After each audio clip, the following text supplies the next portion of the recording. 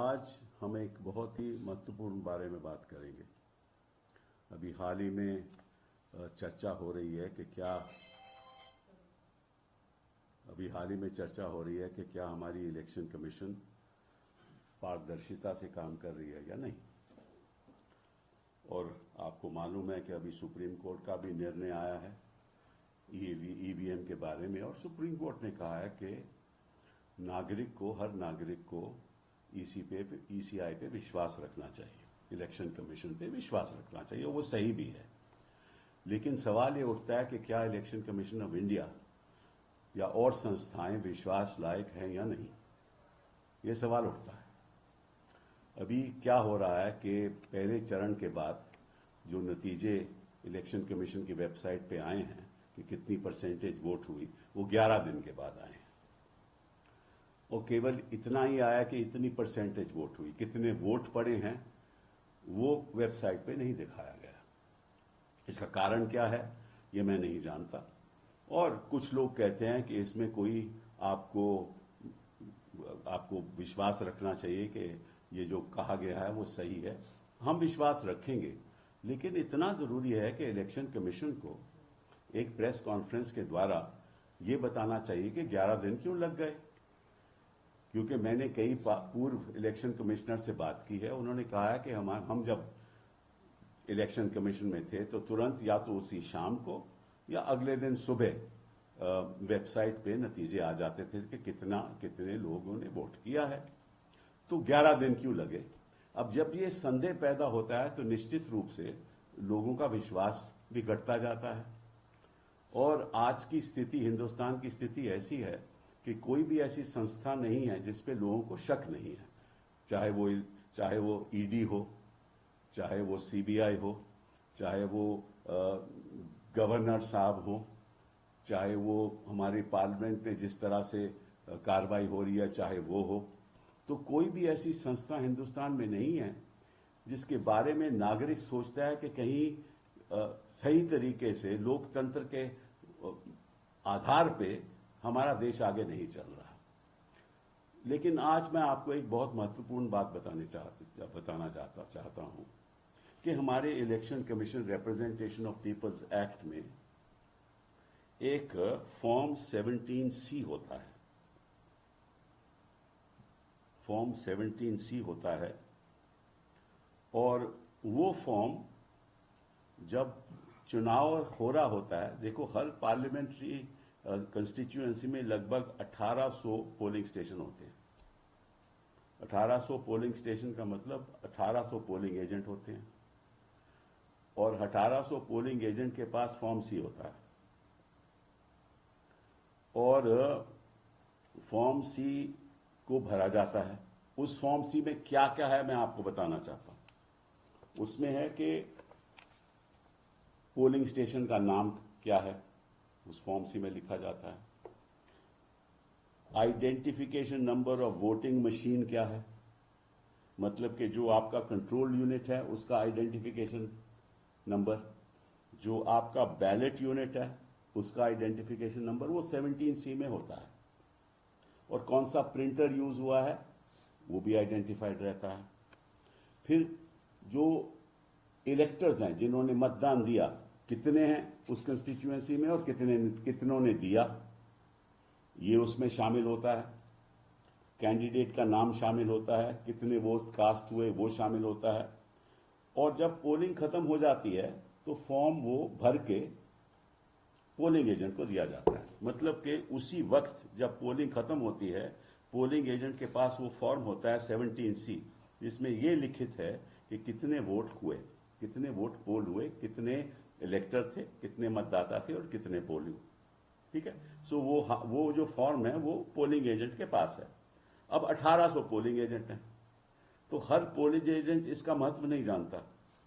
कुछ फॉर्म घुमा देते हैं, कुछ पार्टी को देते ही नहीं।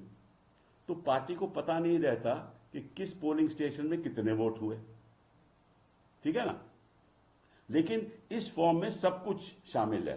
कंट्रोल यूनिट का आइडेंटिफिकेशन नंबर, बैलेटिंग यूनिट का आइडेंटिफिकेशन नंबर, प्रिंटर का आइडेंटिफिकेशन नंबर, ये सब इसमें शामिल है। तो सवाल ये उठता है कि 17C फॉर्म इलेक्शन कमीशन अपनी वेबसाइट पे तुरंत क्यों नहीं देती? क्योंकि ये जो वहां अधिकारी बैठा है जो 17C फॉर्म फिल करता है, कंप्लीट करता है, अपने सिग्नेचर देता है, तो वो फॉर्म तो इलेक्शन कमीशन के पास जाता है तुरंत। तो अगर फॉर्म इलेक्शन कमीशन के पास जाता है उसी टाइम जब पोलिंग खत्म हो जाती है, तो अगले दिन ये फॉर्म इलेक्शन कमीशन की वेबसाइट पे क्यों नहीं आता? अब अगर इलेक्शन कमीशन की वेबसाइट पे आ जाए तो तुरंत सब देश के निवासियों को पता चल जाएगा कि इस पोलिंग स्टेशन में कितने वोट पड़े, पॉलिटिकल पार्टी को पता चल जाएगा। अब इलेक्शन कमीशन कहती है कि ये पोलिंग फॉर्म जो ये 17C है, हम तो आपके पोलिंग एजेंट को देते हैं।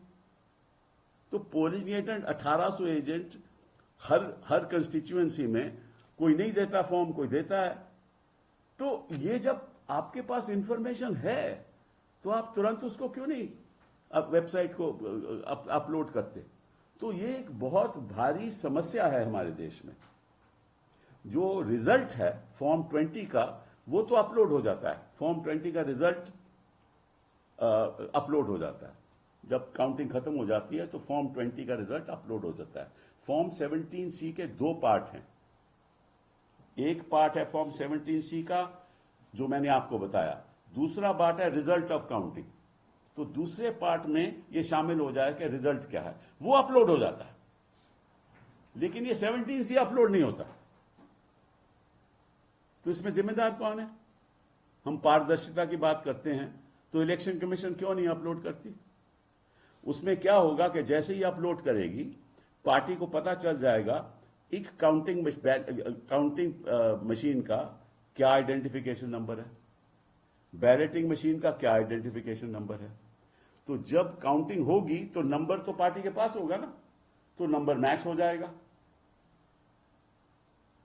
तो निश्चित रूप से यह बताना चाहिए और इलेक्शन कमीशन को पहले ही बता देना चाहिए। तो ये एक बहुत भारी समस्या है।